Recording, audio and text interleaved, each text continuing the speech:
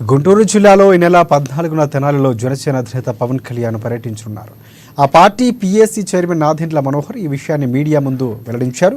5 సంవత్సరాలు పరిపాలన సాగించిన జగన్మోహన్ రెడ్డికి ఈ రాష్ట్ర పరిస్థితులపై ఎప్పటికీ అవగాహన రాదు అని ఎద్దేవా చేశారు.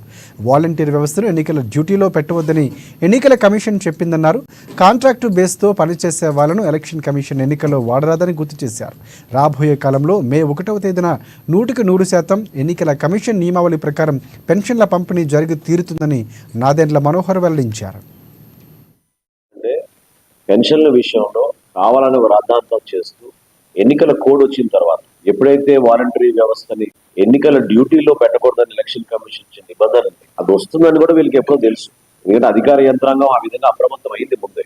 కాంట్రాక్ట్ ఎంప్లాయీలు ఎవరిని కూడా ఎన్నికల నిధుల్లో వాడరు, ప్రభుత్వ ఉద్యోగులనే వాడతారు. ఎందుకంటే పారదర్శకంగా బాధ్యతగా ఉండాలనే ఉద్దేశంతో అధికార యంత్రాంగాన్ని ఎలక్షన్ కమిషనే నడిపిస్తుంది. కానీ ప్రజల్లో మరొక్కసారి చివరి ప్రయత్నం మభ్యపెట్టే విధంగా రకరకాల ప్రాపగండా చేసుకుంటూ లబ్ధి పొందడానికి వీళ్ళు చేసిన ప్రయత్నం మాత్రం చాలా దుర్మార్గం. దాన్ని జనసేన పార్టీ మేము ఖండిస్తున్నాం. గ్రామ వార్డు సచివాలయాల చట్టం తీసుకొచ్చినప్పుడు వాలంటీర్లు అనే పదం ఎక్కడ కూడా జగన్మోహన్ రెడ్డి గారి ప్రభుత్వం